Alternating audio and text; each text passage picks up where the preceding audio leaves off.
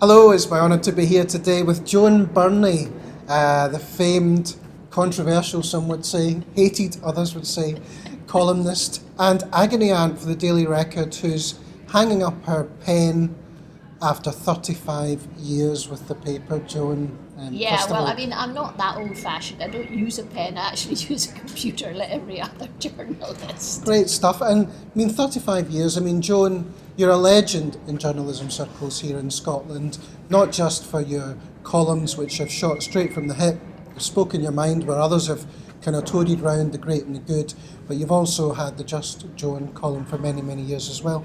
What would you say were the highlights of your career with the paper?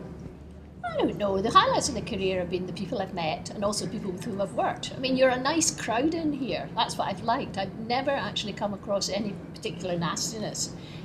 It was always a laugh when I worked in the office, both here and in Edinburgh. And it's always remained like that. I've always enjoyed doing it. It's been a real privilege. And presumably when you started 35 years ago, the newspaper trade and this newspaper would have been very different to what it's like today. I think, I could be wrong here, but I think they sold 800,000 copies a day, or 859,000, that sort of sticks in my mind. I was only going to be here for 6 weeks. You see, I was working at a magazine called Cosmopolitan in London, and they actually wanted Cosmo's agony aunt to become the Daily Record's agony aunt, and they said absolutely not, but we've got a very nice little Scotch girl here, was me, who could probably do you a nice little agony column, and that's it. That's where it started.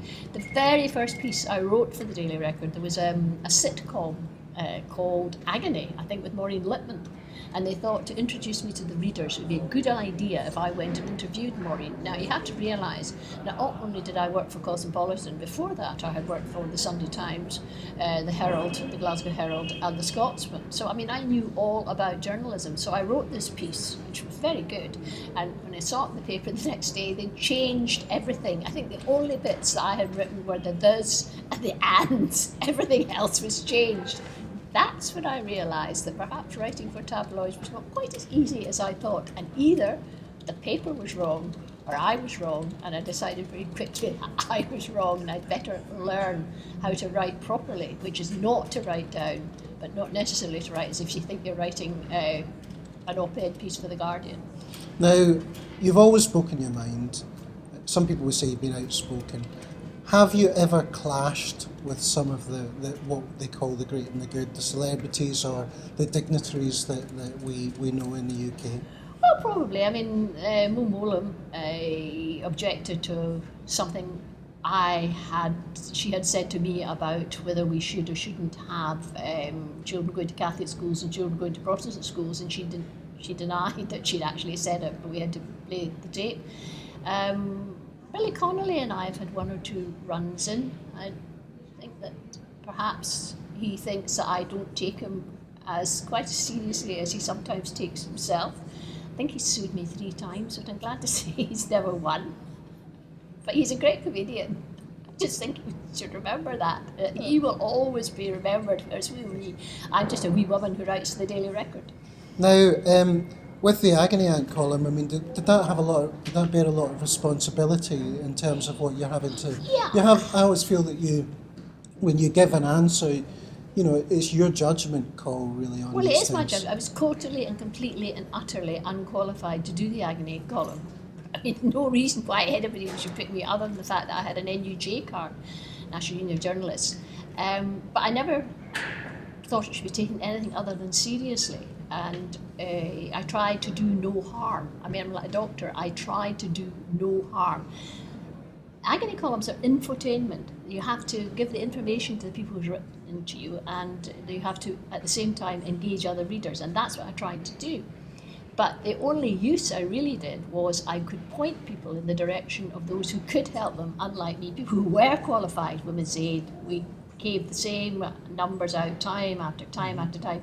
You think everybody knows them, but not everybody does know them. So that was the only real good I ever did. It was good fun. I did enjoy it. I mean, people used to always say, because I used to do talks, do you make the letters up? No, what we did was heavily evident. The reason for that was that people would write these things out, and you would realise that their family would probably recognise them. But of course that did lead to the famous occasion in this office there was a woman who wrote into me, and she said that she just had some plumbing work done in her house, and she was 50 quid short of the final bill. And the plumber said, well, he said, you could play me in other ways. And you can all guess what the other ways were. So she did this, and now she felt so guilty. Should she tell her man? And I said, no, but what I did do was change it from a plumbing in the bathroom to new worktops in the kitchen. I'm here one day, and the receptionist said, there's a man who wants to see you down there, he's raging. So I went downstairs, and there's this wee guy, he's desperate to see this letter because they've just had new worktops put in, and he's convinced it was his wife who was having it away with the joiner. So I had to placate him and let him, accept. No, it was not his wife. So in that way, we made up the letters, and in that way, I occasionally get into trouble. Occasionally, the police would phone, if we were writing about domestic abuse or sexual crimes, the police would ask to see the letters, and although I felt that they should be anonymous, I felt in those instances it was all right to let them see us. The one thing I never did was read out the letters in the middle of the office so that everyone could laugh at them. The Chinese proverb, my cut finger is worse than your broken leg, was always in my mind, and what might not have seemed a problem to me, or indeed a problem to people reading the record, was a problem to them. So they were entitled to a decent, honest reply, even if it was dump him. Now, you've been dubbed a man-hater. I know. I'm sure those post bags were also littered with hate mail. I mean, what's your own take on that? Do you feel that you should have a defence?